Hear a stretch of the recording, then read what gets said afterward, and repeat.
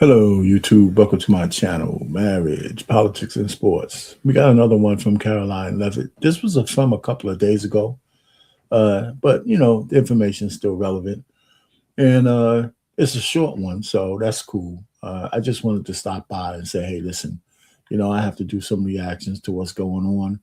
She says a few things. I haven't really listened to all of this going through. I just know it's a short one, but she did say one thing at the end somewhere, not at the end, but somewhere in there, while I skim through this that I want to react to. So we're going to just let her speak, hear what the questions are, and I'm gonna just put my little 2 cents in it, just as a regular, ordinary citizen.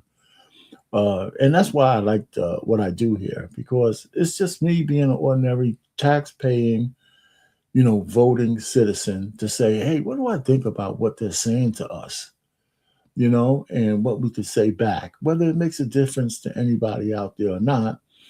The truth of the matter is, YouTube is great because it gives us an opportunity to release what we have on our minds and share it with anybody who wants to hear it. So I go live with these things, small things, as opposed to just doing a video, just in case somebody catches me live, I catch them live, and we could talk about certain things. So like, share, and subscribe to the channel. Hit the like button on the way in. Doesn't matter how long you stay. Just hit the like button. Do me a favor. Hit the like button. If you want to leave a comment, leave a comment. And that's all you have to do. We're not talking about money here. We're just talking about, hey, listen, you know what? I like what you have to say, so here's a like button. I don't like what you have to say. Well, hit the down arrow. You know what I'm saying? But hey, just engage. That's all. Without further ado, and one more thing, without further ado, let's hear 11 minutes, 12 minutes of Karoline talking to these folks and see if we have any real reaction to what she has to say. Okay, so here it goes right now. Right. As Press Secretary of the White House, Karoline Leavitt, speaking.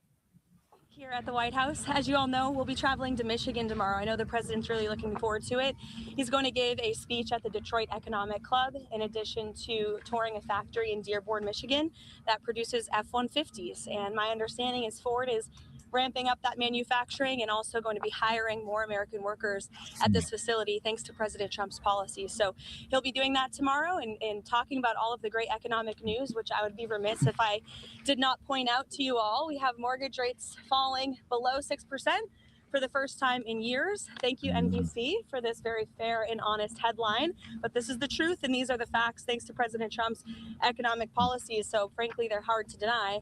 And then again, we have the Washington Examiner out this morning with gas prices. The national average has fallen to $2.79 per gallon for the first time in nearly 5 years. So these were two of the biggest pain points for the American people, as you all know, under the previous administration. Gas prices, mortgage rates, interest rates, all things that this administration is committed to seeing fall. In addition to prices, we know core inflation is at its lowest point as it has been in 5 years. And so these economic policies are really coming into fruition now that we're in 2026. And we'll be seeing more tax cuts into the pockets of the American people later this spring as well. So it's all good news on the economic front. And I know the president looks forward to talking about that tomorrow in Michigan. I'll take some of your questions today. Thank you so much. Thank you so much, Caroline. On Jerome Powell, President Trump has mentioned on multiple occasions that the administration could probably bring a lawsuit against him. Did the president ever direct DOJ officials to open an investigation into Powell? No. And can you reassure the American public that his longstanding criticisms and public comments about Powell had nothing to do with the investigation? Look, the president has every right to criticize the Fed chair. He has a First Amendment right, just like all of you do. And one thing for sure, the president's made it quite clear, is Jerome Powell is bad at his job. As for whether or not Jerome Powell is a criminal, that's an answer the Department of Justice is going to have to find out, and it looks like they intend to find that out. Two more questions on the Fed for you. Senator Tillis is promising to hold up all Fed nominees until this legal matter with Jerome Powell is resolved. What does the president make of that? I haven't spoken to the president about Senator Tillis's comments. I'll leave that to our legislative affairs shop to figure out, and I'll let the president speak on that himself. Caroline, did President Trump feature that policy? Go ahead. That the Fed should operate independently from him. The president has made it quite clear he thinks Jerome Powell is bad at his job, and the president has made it quite clear, as have many economists, by the way, that interest rates should be lowered, and they should have been lowered a long time ago. But does he believe in the independence of the Fed, Caroline? He has, and he said that many times. Has President Trump seen Go ahead. Jerome Powell? Thank you, Caroline. Jay Powell should go to jail if he lied about Does the president? Eamon, you're yelling out a question that's being asked in a different way, but it's the same exact question as we just answered, and I just answered it. We'll let the Department of Justice determine that.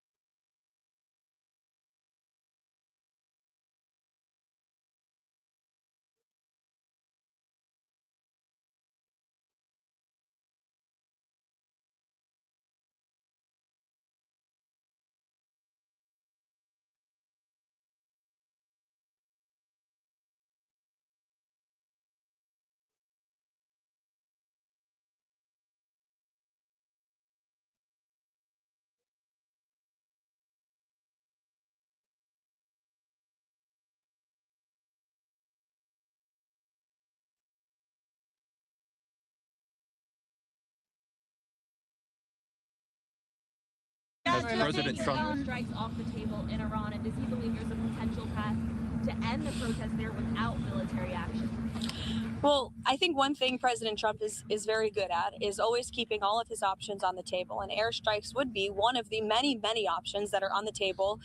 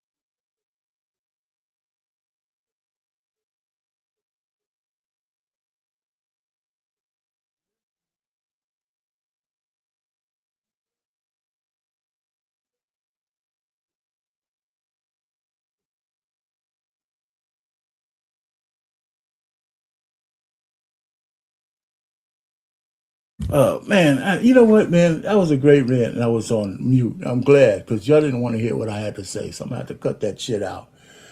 This whole thing with Iran is a big freaking mistake, and let me just leave it there. We cannot go into Iran, and it's a good thing I was on mute. I'm gonna fix it when I get off of this thing. I'm telling you. For the commander in chief. Diplomacy is always the first option for the president. He's told all of you last night that what you're hearing publicly from the Iranian regime is quite differently from the messages the administration is receiving privately. And I think the president has an interest in exploring those messages. However, with that said, the president has shown he's unafraid to use military options if and when he deems necessary. And nobody knows that better than Iran.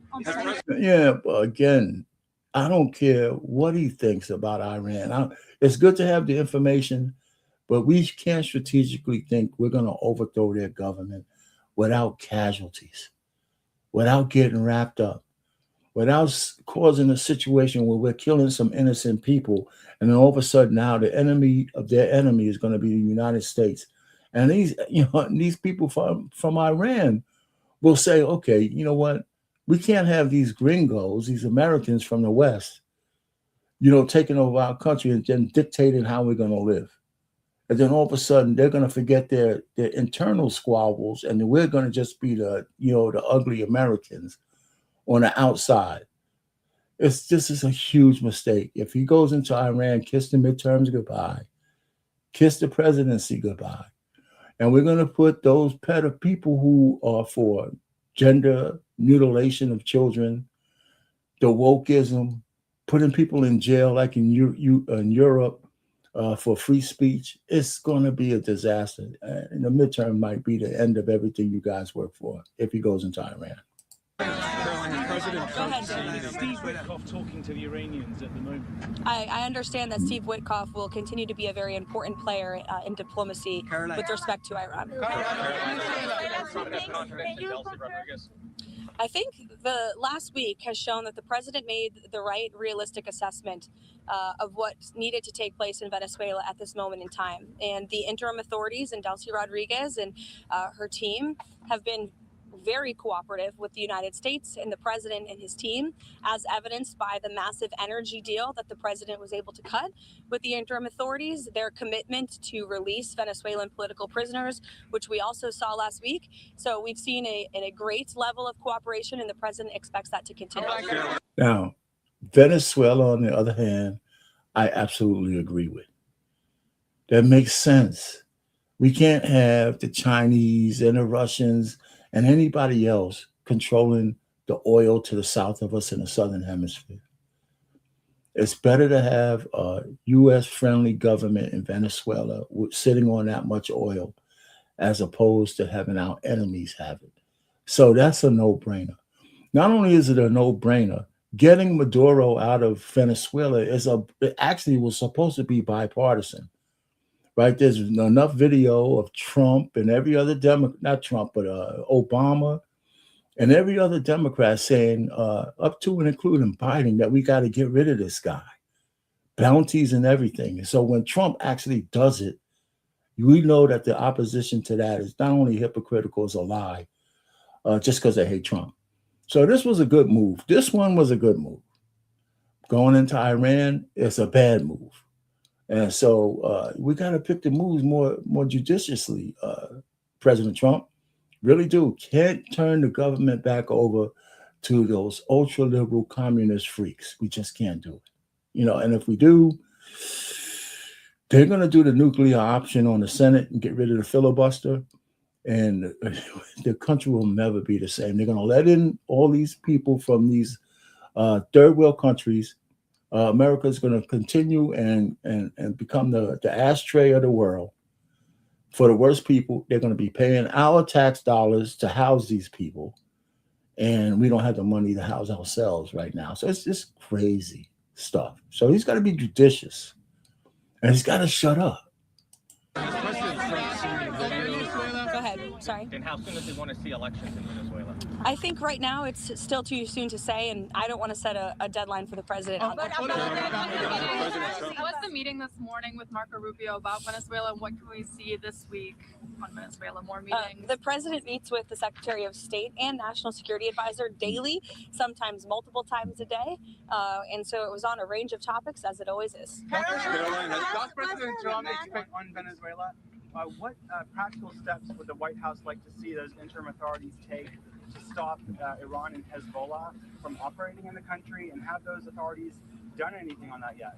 I think right now the main correspondence with the interim authorities is really focused on obviously ensuring stability and prosperity and continued cooperation with respect to energy. As you all know, there was a very powerful and big group of oil executives who were here at the White House on Friday, and so continuing to iron out some of these energy deals.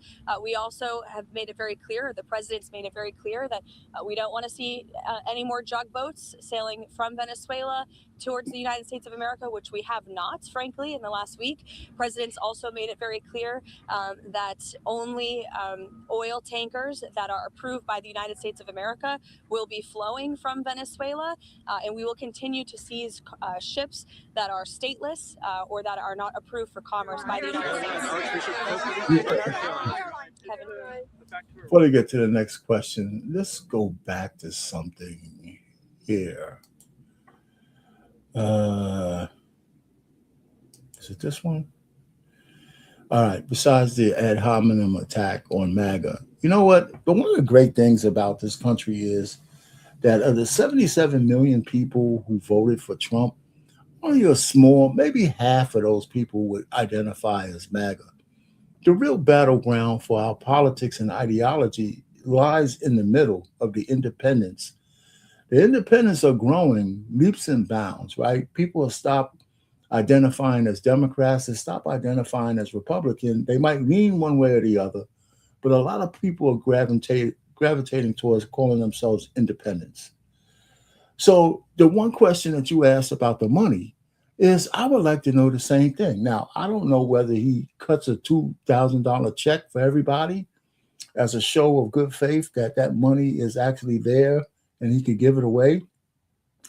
But in general, do they ever prove to us that they got any money in the government? I mean, as regular citizens, Joe Blow paying taxes and shit like that, how much control do we really have over where our money is going? I mean, we see the fraud that the government of Minnesota allowed. Forget about the Somalis being the people who've done it. That's secondary. They allowed the infrastructure there allowed the social programs to be, gutted by fraud, and we could say that's just going over the whole country. Red states, blue states, anybody who's controlled, there's some level of fraud going on. And we still haven't seen any perp walks of the people who need to go to jail. So, I mean, I'm with you there. I mean, it's frustrating. If we had the money over the last 20 years that's been defrauded from the United States, none of us would be talking about this shit, man. Our taxes would be reasonable. Our property taxes would be reasonable. The money in our pockets would be better. We'd have some money for real programs to help American citizens out, because it wouldn't be flowing outside of the country. So, and that's a bipartisan issue, man. People, people are corrupt. So now we can only look at narrow policies that can make the country better, right? Democrat or Republican, you can find something to hate on both sides. But what are your policies? What's the policies? For me, it's easy. They're closing the borders to stop the bleeding, and then cleaning the wound by getting all of the illegal aliens out. I don't care if they're rapists, they got to go. But if you're here outside of compliance, you got to go too. Or get your day in court and prove why you should stay. You don't have to, it's a crime to come to the United States illegally. And don't let the Democrats tell you it's not. It's a crime. Section 8, 1325, and 1326. Just read it. Just read it. So you don't have to be a murderer. If you're here out of compliance, you're subject to deportation, and that's it. And there's no statute of limitations on that. None. It's the law is the law, and Congress put that together. It's just been bipartisan. Anyway, so I just thought people have the right to be pissed about certain things, but we don't have to hate each other for it. That's the point. I'm not all in on Trump, man. He's making a lot of mistakes right now. His character is flawed, but so are so many other people. But I'd rather that than the borders be open. I'd rather that than them mutilating children. I'd rather that than having having criminals run across the neighborhood without any, with the crime law is all bad, right? With cashless bail and shit like that. So, hey, listen, you got to pick your poison. But if you want, if you think it's okay for men, running around in women's spaces, then you vote for that shit. I won't. Is the objective in these discussions with Iran still complete denuclearization, or what else is the president looking for as he, engages in these discussions? Well, he's made it quite clear he certainly doesn't want to see people being killed in the streets of Tehran, and unfortunately, that's something we're seeing right now. Kelly. Caroline, Archbishop Karoline is here today. I'll get to you. Don't worry. Kelly. Today, and has President Trump spoken with Elon Musk about the internet situation there as well? I understand he has spoken to Elon about that. Yes, he talked to all of you about that on the plane last night. What was your first question, Kelly? Has Trump spoken with Iranian officials today? Could you give any updates on those conversations? I haven't spoken with Mr. Witkoff today about that, but we can certainly get you an answer. Archbishop Karoline is here today. Yes, President he Trump is. is meeting with It's Archbishop of Karoline. great interest to you, I'm sure. Absolutely, and they may be speaking as we're speaking. Can you give us a preview of what they'll be talking about, or will there be a readout as well after they're done of what they discuss? I can see if the president will provide you a readout. How's that? Yep, sounds good. And also, President Trump, has he seen the video put out by Jerome Powell on Sunday? And if so, what's his reaction? That video was put out after I was with the president when Air Force One landed last night, I believe. So I was no longer with him when that video came out. I don't know if he's seen it or not. Does the president have a dateline or a timeline on Greenland? No, he has not set a timeline, but it's definitely a priority for him. She's asking about Greenland, and I think the president was very clear last night. He said that he wants to see the United States acquire Greenland because he feels that if we do not, then it will eventually be acquired or even perhaps hostily taken over by either China or Russia, which is not a good thing for the United States The Greenland situation, right? I'm kind of in the middle with that one, right? The Greenland situation, right? When he talks about taking it over, there is no way to be aggressive and taking over a piece of land one way or the other, right? Somebody's going to die. Isn't that correct? How do you take it over? Now, I understand that NATO, Europe, and the NATO forces are thinking about working with Denmark to find a way to expand NATO and get NATO troops and all of that kind of stuff in Greenland as a compromise between the United States trying to own it and it having the protection it needs right up front from our adversaries. Now, the president, right, I think he should shut up about what he's going to do. Right? I mean, why just throwing this shit out there as a salvo out. Now, he's a president. He can do what he wants, but it sounds stupid to me. Either you're going to do something or you're not going to do it. If you're preparing Greenland to be invaded, well, I could just tell you that I don't know if that's going to go over that well. To one end. And we got to also say, part of the fact that China and Russia haven't taken or tried to annex that land is because we have a base there. Right, we have a base there. They would have to attack that base. They would have to declare war on America to get that land. And maybe that's one of the reasons why they haven't done it. So I think that weakens his justification on why we have to take it over. We could just expand that base. And then he talks about, well, you don't want to be a renter. You have to own it. Well, I don't know, when people start hearing somebody say we gotta own your shit, it's crazy. It's just not gonna go over well. And I'm not even sure if he can do it, right? I mean, I don't see how he could actually annex another country without having approval from Congress. Now, going over and getting a dictator out of, Venezuela is one thing, but you ain't annexing a goddamn another country without Congress, even if they were all Republicans, by the way, without approval from Congress and the Senate. Because it seems that kind of act of aggression can't be done by just the executive branch. It just absolutely cannot be. We're talking about overstepping every fucking bounds that we know. Especially when you're talking about occupation and that kind of stuff. So I think a lot of it is just words. I mean, he's not the first president to talk about Greenland, but he's actually saying too much. I think he's saying too much. He really is. I mean, come on, man. For Europe or for Greenland as well. Let's not forget, it would not just be in the best interest of the United States, but perhaps it would be in the best interest of Greenland as well to be part of the United States. I remember some of the stories about, people telling black folks the best thing for you was to be a slave, or else you would have been kept, climbing trees and eating bananas in Africa. So it was better to come over here and, work and pick the cotton so you could get civilized by the white man, right? I mean, how are you going to tell people in Greenland who's living that kind of Reykjavik life, free and happy and shit in these small communities, it's better to be a part of the fucking craziness that we have going on here in America? Are you kidding me? Gotta tread lightly, man. We gotta tread lightly. I can't even finish my answer. Everybody's screaming. Go ahead, Monica. What did the president mean last night when he said that Iran had called to negotiate and that there may be a meeting that is set up? Mm-hmm. I mean, what else do you want me to explain by that?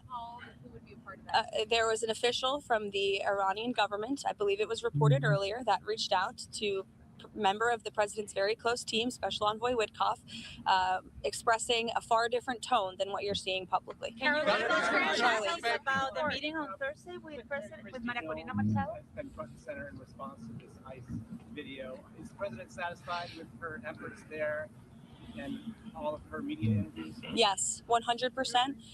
President Trump and I actually spoke about this last night and how Secretary Noem is doing a phenomenal job. Not just securing the border, which she and the president did together in record time, but also in defense of the brave men and women of ICE who put on a law enforcement uniform every single day to protect our communities and to protect all of you and every American, regardless if they are Democrat or Republican. ICE is doing a very important job to remove illegal alien criminals from our communities. And I think it's very striking that all weekend long, you had agitators and violent American citizens out in the streets of Minneapolis protesting. Protesting what exactly? Apparently, they are protesting the removal of heinous murderers and rapists and criminals from a city that I can guarantee you, when you look at the list of the illegal criminals that ICE is removing from our communities every day, not a single person in those protests and not a single person standing here that works in the mainstream media in Washington, D.C. would want those individuals in your neighborhood, in your community, around your children, and around your families. ICE is doing an incredibly important job that's not just important to our homeland security, but our national security. And this administration will continue to stand wholeheartedly by the brave men and women of ICE, including that officer in Minneapolis who was absolutely justified in using self-defense against a lunatic who was part of a group, an organized group, to interject and to impede on law enforcement operations. And it's disgusting what we have seen from the left. And I think that it just shows you where the modern day Democrat Party stands today in protecting illegal alien pedophiles and rapists and murderers over law-abiding American citizens and our brave men and women who serve in law enforcement. Thank you. Before she drops the mic on that, right? The messaging by the Republican side of the House on ICE and immigration has been bad from the beginning, because I completely agree with everything she said. Okay, I think though, well, with most of what she said, with the recent killing of the lady, they should have just said, "Hey, listen, we're going to have a full investigation," and should have put somebody who is from the state on that team, one way or the other, they still would have been able to control the situation. One of the things they did wrong with the messaging is that they didn't come out and say, well, here's the statute as part of whoever their spokespeople are, not just Holman, somebody who can really congregate a verb and speak eloquently. They should have had a showman. They should have had a person who is equipped to talk from their standpoint, with a full court press. If you're here illegally, whether you committed a heinous crime or not, you are subject to deportation. And here's the statutes that say that. We're going to go after we're going to prioritize the hardened criminals. But if we catch you out of compliance, we're going to give you whatever due process you're required, but you're going to get deported. And that's all they needed to say. Like Abrego Garcia, he's here illegally. He is here illegally, no matter what you say, whether he's Trendale Laraga or not, he's here illegally. Right? So instead of trying to make him into some kind of hardened criminal, they should have tried to deport him based on the fact that he's here illegally, whether he committed a crime or not. And then sending him to El Salvador and Kristi Noem going down there and showing men subjugated and looking like slaves in the cages and showing that to the pussyfied American, citizenry. What did they expect to happen? That was a huge mistake. Huge mistake. It's like showing people the death chambers, or that's why we don't show executions. Because more than half the people can't take that shit. We have so many Americans, especially these liberal women, who would let people just come here and just hang out without any papers, no matter what. They don't care if you're a killer or not. We're this great American diaspora and everybody come. We're the ashtray to the fucking world. It's not like it's going to be free. We got millions of people we're paying for, and they ain't putting shit back into the pot. So the messaging by the Republicans on this. Now, here's one more thing about sanctuary states. They say, Article 9 or whatever, the Constitution, 10, right? 10 of the Constitution allows states to be open to have, whatever relationship with the federal government that they have, right? States' rights against federal rights. But there was one other time when the blue states or democratically led states were in complete opposition, to the federal government, right? Well, there was one other time, complete operation, and they were in the South at the time, those democratic states. And they wanted to succeed from the union, So, and it sounds like these other states are in so much opposition to the federal government, like they'd rather run without the government, except we got to give them our money. But that last time the democratic states were against the federal government, millions of Americans died. You know what I'm saying? And so we're setting that shit up right now. They were protecting slavery back then, and we got these fucking guys from the blue states and cities protecting millions of criminals because of ideology. And we got citizens being used as pawns to stand in front of ICE and say ICE is disruptive. You know why we don't see those same disruptions in red states? You don't think red states don't have any illegal aliens? Because law enforcement in the red states are cooperating with the federal government. And they're being able to get those illegals out in points of where it's less danger, inside jailhouses, inside courtrooms, in controlled burns to get them out of here.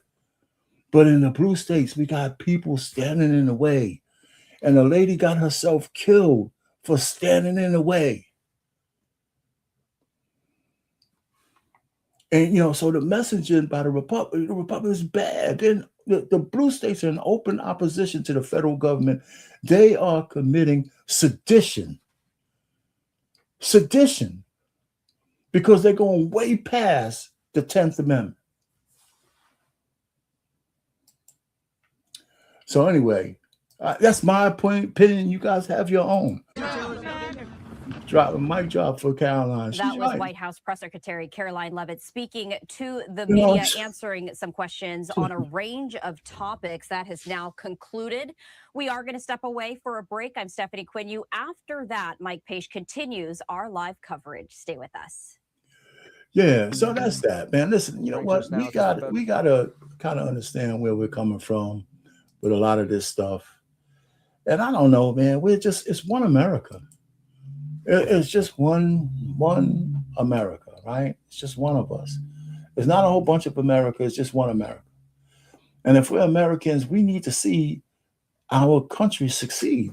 And right now, man, we're on a bad path, man. The ideology is killing us, and it's only going to get worse. And we can't let our country fall apart based on people wanting to keep people here who don't belong here. Now, listen, I worked for the government before. And if anybody out there worked for the government, I'm going to say this again. I said it on another live. We take an oath to the country. We take an oath to the country that we will protect the country from all enemies, foreign and domestic. And a country like ours is not going to be invaded and crushed by an enemy with bombs and bullets and all that shit. Our country is going to fall from the rot within, from traitors within our ranks, from the Mondanis of New York putting that bullshit and trying to put that bullshit in office. We're not communists. We're not communists. You know, we don't want to live under a communist social regime, right? Every one of us out there, I don't know you people out there in fucking YouTube land, but I bet you most of you guys who earn the shit that y'all have don't want to give it out. You don't have, we don't have buyer's remorse or survivor's remorse. If I'm an engineer and you're not, and they pay me more than you, that's the way it should be. If I'm productive and you're not, I should get more of the spoils than you do. I could be compassionate and say, no matter what I do, I'm also set aside stuff to help my fellow man. Right? I mean, that's the way it is. I don't care if you're a communist or a capitalist. We're going to always have the poor amongst us. But telling the people the reason why they don't have money is because of the rich, and that's the only reason, is a goddamn lie. So we're going to see the big experiment in New York with a communist running the company. And listen, he's excluding everybody except immigrants. He just tried to hire an immigrant who's illegal. He's not even doing background checks. So anyway, and yeah, I'm just talking out loud, but like I said, diamonds, pearls, silver, and gold. We have to. What's really important to us? I think that's the key. What's important to us?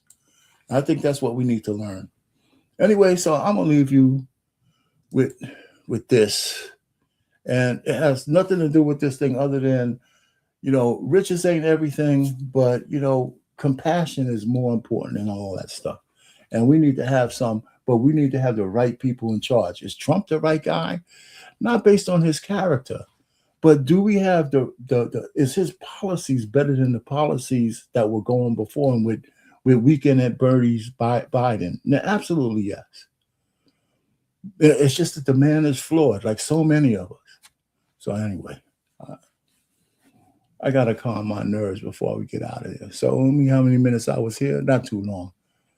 Anyway, I'll leave y'all with this, and we'll just go from there.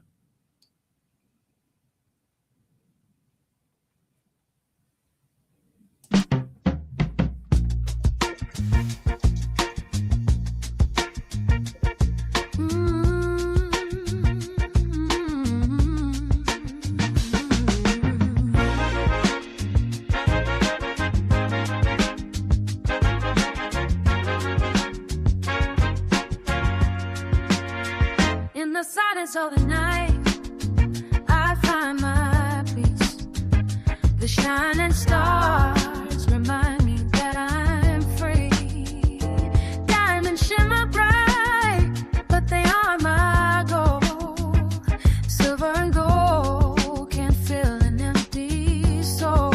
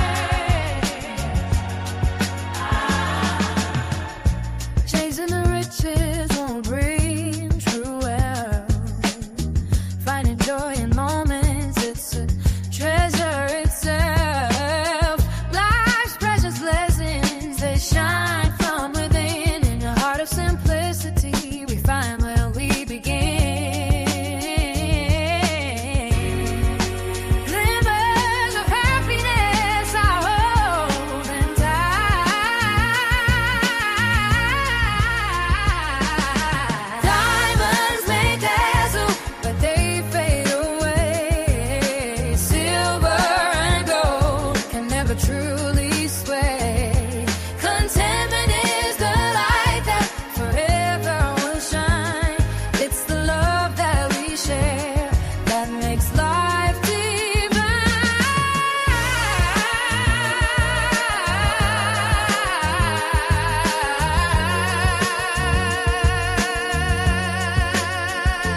So I cherish each breath in the present I stand. With silver and gold, I hold joy in my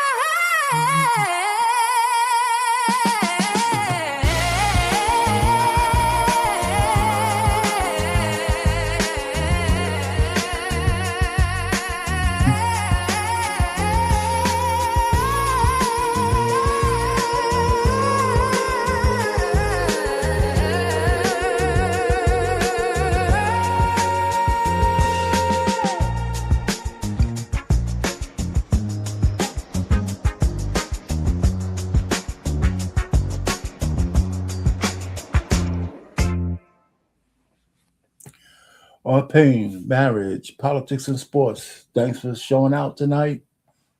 Over and out. Hit the like button, by the way. Subscribe.